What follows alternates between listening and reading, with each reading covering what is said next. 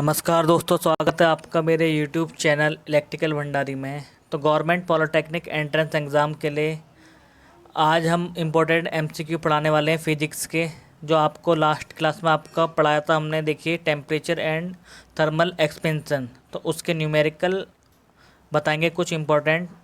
तो question number first आपका देखिए स्क्रीन पे गिवन है। इसमें लिखा है आपका एक नगर के वर्ष भर अधिकतम तथा न्यूनतम ताप दिए हैं। देखिए कितना दिया आपका 117 फ़ारेनहाइट तथा 37 फ़ारेनहाइट रहे।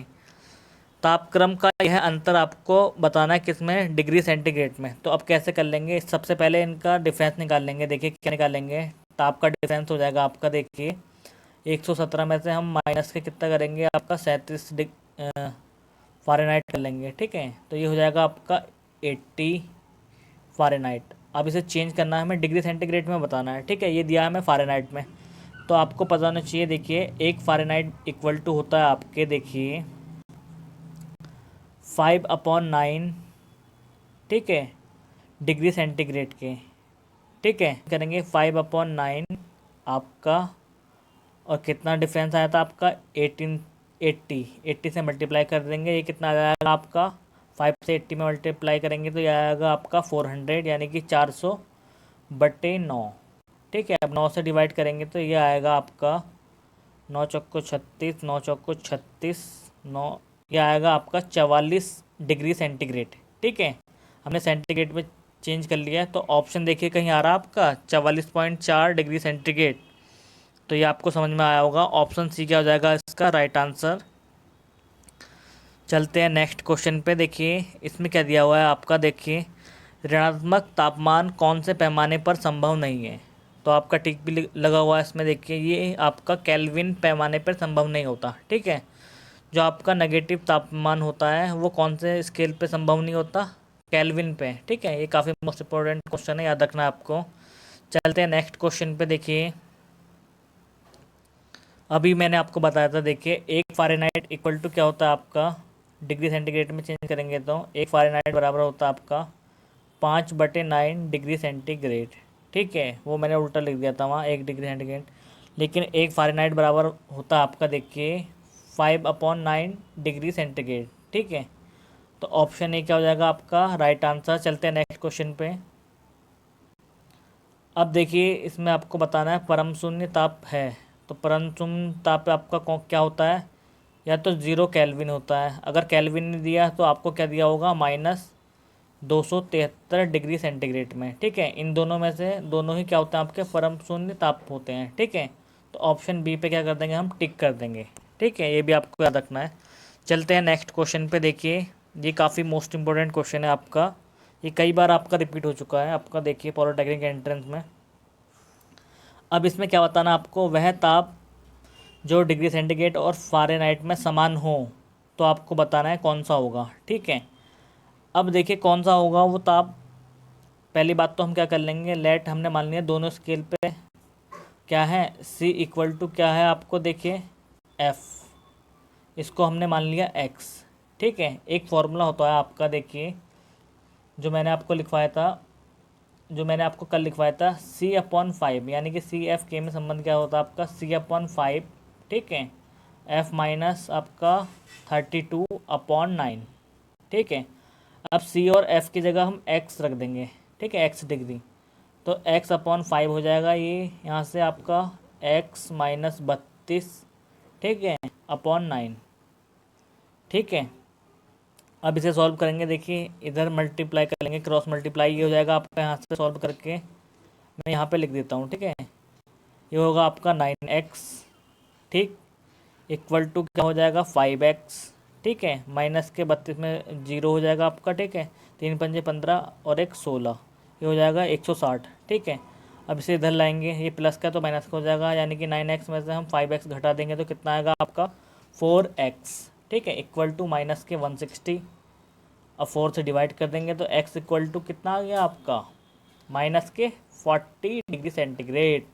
तो हम क्या कह सकते हैं, देखिए x किसके बराबर है, C और F के, यानी कि डिग्री सेंटीग्रेड और फ़ारेनहाइट के बराबर है। यानी कि -40 डिग्री सेंटीग्रेड और -40 फ़ारेनहाइट पर स्केल पे क्या होंगे, दोनों के मान समान होंगे। वह ताप कौन सा आपका, -40 डिग्री सेंटीग्रेड या माइनस के 40 फ़ारेनहाइट, दोनों पे क्या होंगे इसके इक्वल होगी, ठीक है, दोनों के ताप इक्वल होंगे -40 पे, ठीक है। तो आई होप आपको अच्छे समझ में आया होगा, काफ़ी इंपॉर्टेंट क्वेश्चन है। अब चलते हैं नेक्स्ट क्वेश्चन पे। इसमें पूछा आपका न्यूनतम संभव ताप बताना है, ठीक है। तो अभी बताया था मैंने, या तो आपका 0 केल्विन लिखा होगा, अगर 0 केल्विन में नहीं लिखा, डिग्री सेंटीग्रेड में लिखा है, तो ये क्या होगा -273 डिग्री सेंटीग्रेड, ठीक है। ये दोनों आपको याद रखने, ये होते हैं आपके न्यूनतम संभव ताप, ठीक है। तो ऑप्शन डी क्या हो जाएगा आपका, एकदम राइट आंसर हो जाएगा, ठीक है। चलते हैं नेक्स्ट क्वेश्चन पे। अब ये दिया है आपको, देखिए किसी ताप पर पानी का घनत्व अधिकतम होगा, ठीक है। तो मैंने कल क्या पढ़ाया था आपको, 4 डिग्री सेंटीग्रेड पे क्या होता है आपका पानी का जो घनत्व होता है वो क्या होता है आपका, घनत्व को डी से डिनोट करते हैं, वो मैक्सिमम होता है, ठीक है। और वॉल्यूम क्या हो जाएगा, वॉल्यूम मिनिमम होगा, ठीक है, ये ध्यान रखना है।